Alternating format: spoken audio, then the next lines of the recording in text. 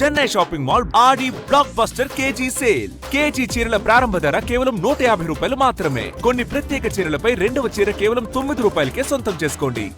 హైదరాబాద్ బల్కంపేట ఎల్లమ్మ తల్లి కళ్యాణ మహోత్సవం అంగరంగ వైభవంగా జరిగింది.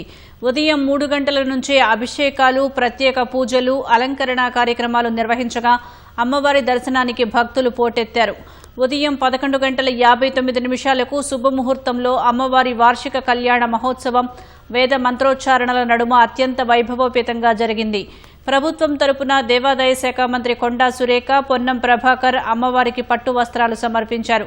Khairatabad MLA Danam Nagender, MLC Addanki Dayakar, CM Revanth Reddy సతీమణి గీతారెడ్డి, కుమార్తె నైమిషారెడ్డి సహా పలువురు నేతలు అమ్మవారి కళ్యాణ మహోత్సవంలో పాల్గొన్నారు. రాష్ట్రంలో సమృద్ధిగా వర్షాలు కురిసి ప్రజలందరూ సుఖశాంతులతో ఉండాలని కోరుకున్నట్లు మంత్రులు కొండా సురేఖ, పొన్నం ప్రభాకర్ తెలిపారు.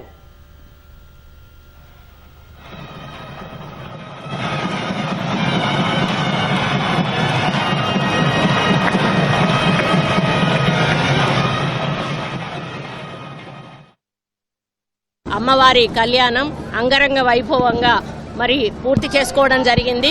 లక్షలాది మంది భక్తులు దర్శించుకోవడమే కాకుండా మరి అమ్మవారి దర్శనాన్ని కూడా తీసుకొని వాళ్ళ మొక్కులు చెల్లించుకొని మరి ప్రశాంత వాతావరణంలో వాళ్ళ ఇంటికి వెళ్ళడం జరుగుతూ ఉంది. ముఖ్యంగా దేవాదాయ శాఖ అన్ని రకాల ఏర్పాట్లను కూడా ప్రత్యేకమైనటువంటి మీటింగులు కండక్ట్ చేసి అన్ని డిపార్ట్మెంట్స్ వారికి కూడా ఆదేశాలు ఇచ్చి భక్తుల సౌకర్యార్థం అన్ని మరి విధాలుగా మరి ఇక్కడ సౌకర్యాలు కల్పించాలి, ఎవరికి కూడా ఎటువంటి ఇబ్బంది జరగకూడదని ఏవైతే మేము ఆదేశాలు ఇచ్చామో అదే ఆదేశాలు తూచా తప్పకుండా అన్ని డిపార్ట్మెంట్స్ వాళ్ళు కూడా పాటించడం జరిగింది.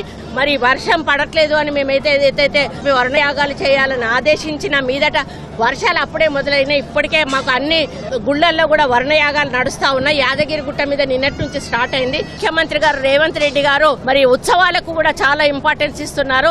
మాకు బడ్జెట్ లోనే 20 కోట్ల రూపాయలు పెట్టడం జరిగింది. తప్పకుండా వర్షాలు పడతాయి, పంటలు పండుతాయి, మరి మనకు తెలంగాణ సస్యశ్యామలంగా ఉంటుంది, ప్రజలు కూడా ఆరోగ్యంగా ఉంటారు, భవిష్యత్తు కూడా మరి శోభాయమానంగా ఉంటుందని తెలియజేసుకుంటూ సెలవు తీసుకుంటాను. హైదరాబాద్ బోనాలంటేనే ఒక సాంప్రదాయం, ఒక ఆచారం, ఒక సంస్కృతి. ఆ సాంస్కృతికంగా జరిగే ఈ ఆచార్యాల్లో ప్రజలంతా కూడా భాగస్వాములై ప్రజలు పరస్పరంగా సహకరించుకొని వేడుక జరుపుకుంటారు. ప్రభుత్వం తరఫున కూడా అన్ని ఏర్పాట్లు చేస్తున్నప్పటికీ అక్కడక్కడ ఇబ్బంది తప్పదు. ఎందుకంటే అనుకోనంత జనం వచ్చినప్పుడు కొంత ఇబ్బంది కలుగుతుంటుంది. కాబట్టి తప్పకుండా ప్రజలు లోక కళ్యాణం కోసం కూడా ఈరోజు దేవాదాయ శాఖ గాని ప్రభుత్వం తరఫున నేను హైదరాబాద్ లో బోనాల సందర్భంగా దాదాపు 33,500 బోనాలకు సంబంధించిన టెంపుల్స్ కు మనం ఆర్థిక సహకారం చేస్తున్నాం. అందరూ కూడా ఆ యొక్క వరుణదేవుడు కరుణించాలని పూజలు చేయాలని కూడా ఈ సందర్భంగా విజ్ఞప్తి చేస్తూ ఆ తల్లి ఆశీర్వచనం తెలంగాణ మీద ఉండి తెలంగాణ 2047 విజయానికి అనుగుణంగా ఎదిగే విధంగా బలవంతమైన ఆశీర్వచనం చేయాలని కోరుకుంటా ఉన్నాను.